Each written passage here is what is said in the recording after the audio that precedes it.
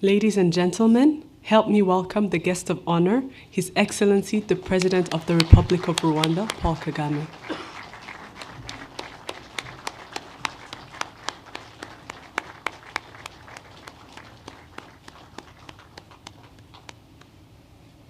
Ladies and gentlemen, welcome to the groundbreaking ceremony of the expansion of King Faisal Hospital, Rwanda.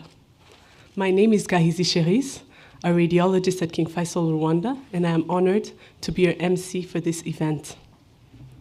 Today we gather here to celebrate a significant milestone in the healthcare landscape of our nation.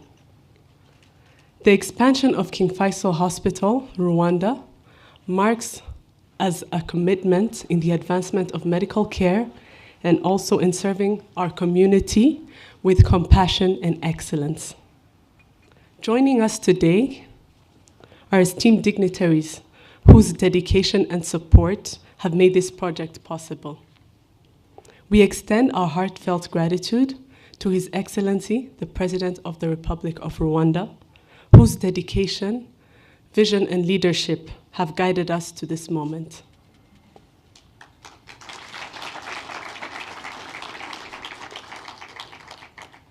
With over 30 years of existence, this hospital has concentrated in clinical excellence, efficiency, and quality in service and healthcare delivery.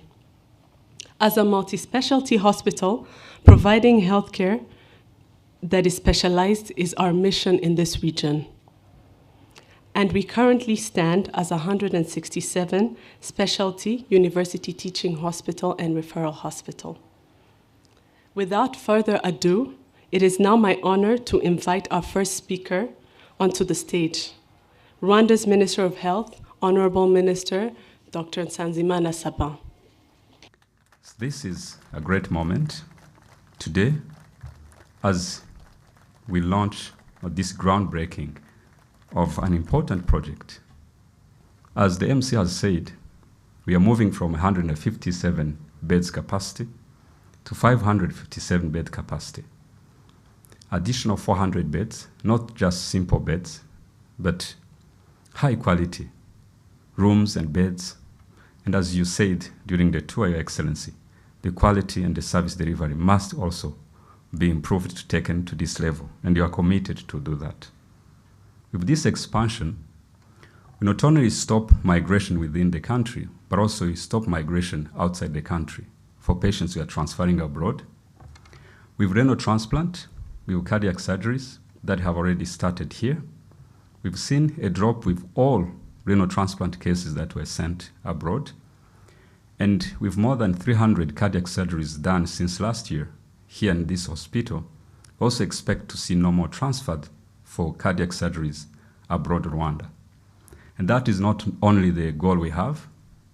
The biggest goal is also for Africans and the other people of the world to come here to seek the best care after this expansion is completed.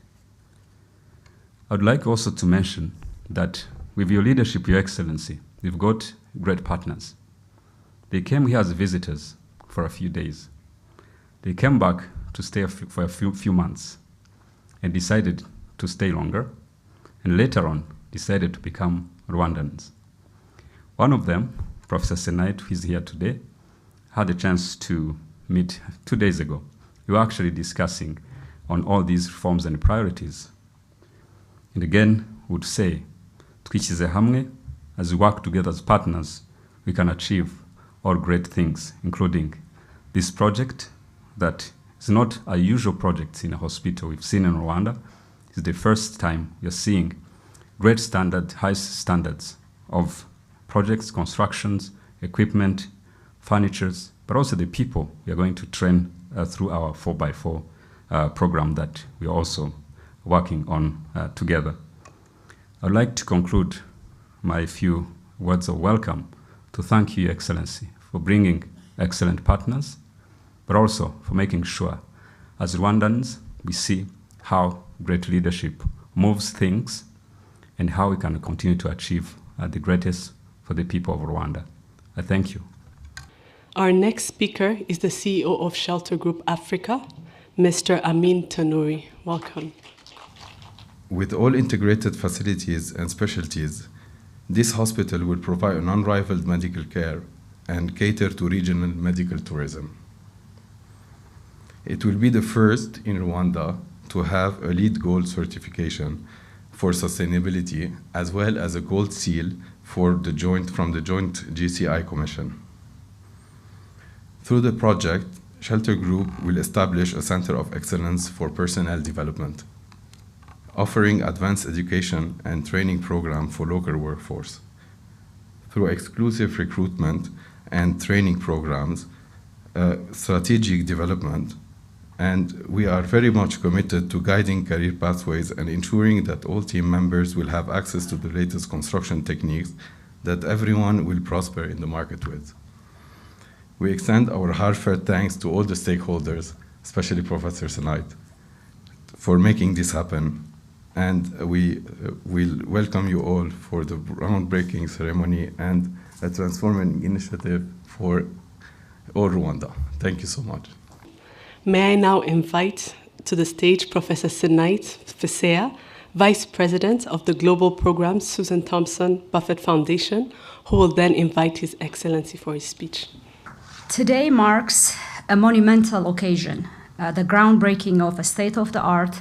You heard Amin talk about JCI, the Joint Commission, which is a US standard accreditation health facility here in Kigali. If I were to reflect back, it was maybe about 4 years ago, I was sitting with President Kagame and talking about just, admiring his vision for health.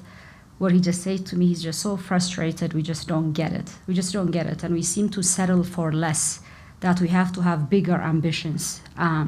And that his hope and goal was to have this high quality healthcare facility in country and not spend our hard-earned money sending the sickest of the sick abroad. So frankly, for me, that was kind of the starting point of saying, what is it that I could do to play my part in that role? And probably, frankly, that has accelerated my desire to be part of this community and becoming a Rwandan. For me, this is not just a building, but rather a beacon of hope, dignity, and progress for Rwanda and beyond. You've heard Minister Saban talk about the 30 years. For me, just when I look at Rwanda in 30 years, it has risen from the shadows of the genocide against the Tutsis to a symbol of resilience and unity. And under President Kagame's visionary leadership, the nation has really transformed. And today, we lay the foundation for a world-class medical facility that would have a teaching hospital, further solidifying our journey from tragedy to triumph. This medical center is a testament to what visionary leadership and collective determination can achieve. It stands for putting citizens' well-being first. No longer will Rwandans need to travel abroad for advanced healthcare. As you heard already, this facility already offers very advanced care, but will continue to offer top-tier medical care as we make advances in biotechnology. Our hope is whatever is available in other parts of the world will be available here simultaneously. But for me, the greatest thing is to stop seeing Rwandans travel abroad and ending the hardship of seeking treatment far away. This means ending the hardship patients used to experience being away from family support, facing unfamiliar environments where they're battling, whether it's cancer or cardiac care, and really, despite government support, pushing many families into financial ruins due to the catastrophic out-of-pocket expenditure many face. So today, we're really saying enough is enough, and we're going to change that trajectory. Moreover, this hospital is for Africa. As Amin said, Kigali is a beacon of excellence and welcomes our African brothers and sisters to receive world-class care in a very safe, secure, and clean Pan-African city. So the medical center is part of our robust healthcare system with over 95% of health insurance coverage and strong community health programs. Rwanda ensure healthcare is accessible to all and not to privileged few. You heard about the 4x4 initiative with the aim of quadrupling our health workforce in 4 years, and that plan has already started. We used to graduate, as Saban said, 8 OBGYNs per year. We now, this year, have enrolled 48. So you can think about the numbers over the coming years. So the goal is to ensure every health center and every district hospital is well staffed with highly trained, qualified specialists so that citizens can get the services they need at home in their own cities and in their own provinces, and only travel to Kigali for things that are not available in the country, or outside of the country. Normally what will take them abroad is what will bring them to Kigali. And hopefully over time, that will also change. But, as President Kagame was telling us when we were walking in, a beautiful infrastructure means nothing without a dedicated workforce. So the hospital's strength is going to lie in its specialists and healthcare professionals who are ethical, compassionate, skilled, and put the interests and well-beings of their patients before that of their own. And for the last 3+ years, we have ramped up our subspecialty training to ensure world-class care for all, and with 4x4, we'll continue to ramp that up. So today's groundbreaking for me is a beacon of progress and a promise to our future. It signifies our commitment to health, well-being, and dignity of every Rwandan. As we break this ground, let's remember our past, be inspired by our present, and commit to a future where every Rwandan and African has access to the healthcare they deserve. Together, we're building a healthier, stronger, and a more prosperous Rwanda and Africa. Murakoze cyane.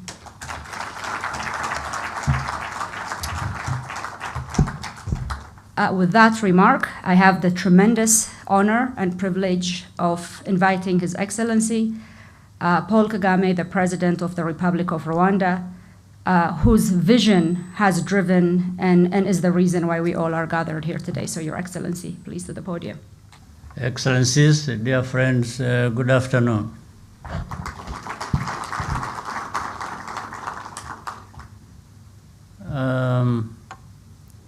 Let me start by saying to the people present here that I had reduced almost to zero my attendance to the groundbreaking ceremonies, and preferred to be going to attend ceremonies where we're opening something that is already done. But because of the importance and very much trust I have for those who invited me to this ceremony, I had to come.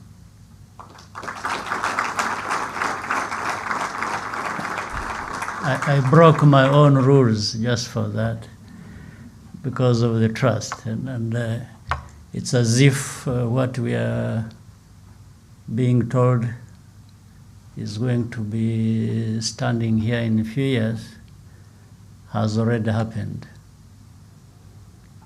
I also want to thank the Minister of Health and partners, particularly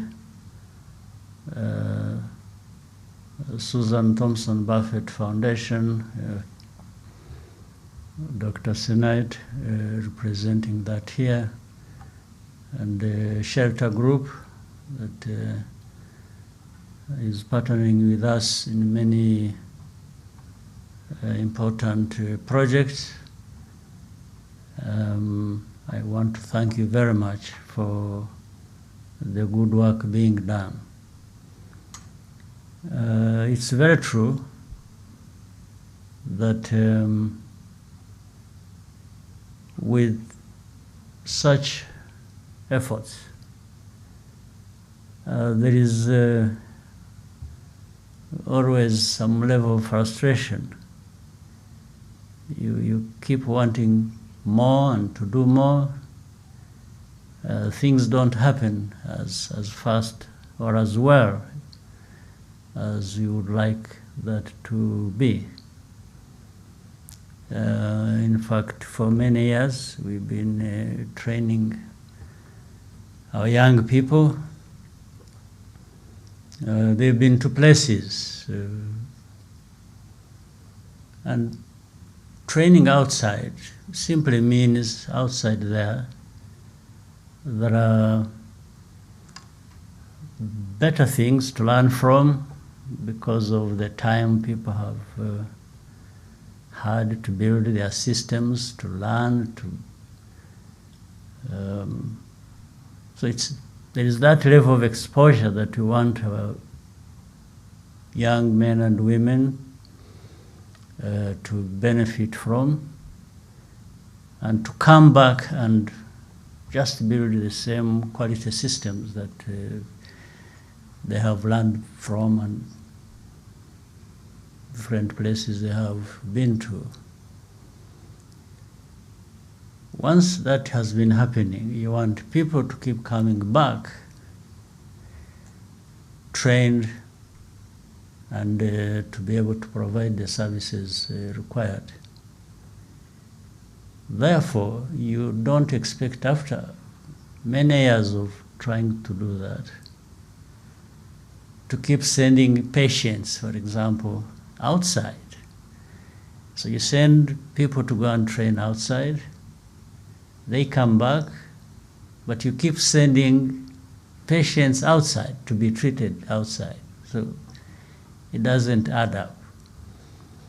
We want, therefore, that to translate into growth of capacity here in our country in as many fields as we can.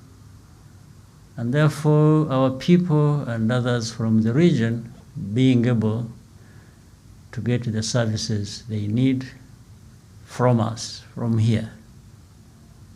Things we build here, with these facilities, infrastructure facilities, or therefore the capacity is built in the people to provide the services required.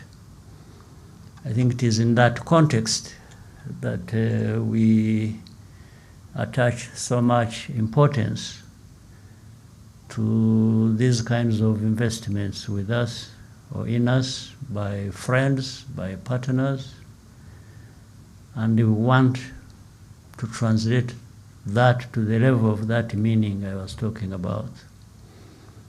That takes commitment as well as continued presence and practice of the things that are actually needed. And I think this is what our fellow Rwandans should grasp, should not only benefit from themselves but also extend that benefit to the wider Rwandan community, and that also translating into even the whole region coming to Rwanda because of that quality service that can benefit them as it benefits Rwandans. For many other problems that I know have been connected with this place, for what has been going on, I intend to work closely with our different departments, Ministry of Health, Ministry of Finance, and those partners I mentioned earlier, to make sure we fix the problems that exist. As we move towards these very nice projects that we are likely to have in the near future. We can't just focus on that and forget to fix the existing old programs. You will just be undermining the good things you are doing going forward. So I definitely have time for that. In fact, also with the Minister of Infrastructure, there are things that need to be fixed here quickly in order to allow whatever is standing now with us to be fully and well operational. I think people who use this place or who work here know what I'm talking about. So we will do our best to deal with that. And maybe RSSB is here as well, represented. Rwanda Social Security Fund will be part of that. We need to fix quickly the existing programs so that they don't undermine the good and new efforts we are putting into this. So finally, I'm just promising that I'll be with you in this work we have to do as of the past, but more so as of going into the future with these wonderful investments that we see are going to happen for us. So, thank you very much, and thank you for inviting me to be with you in this opening. Asante sana.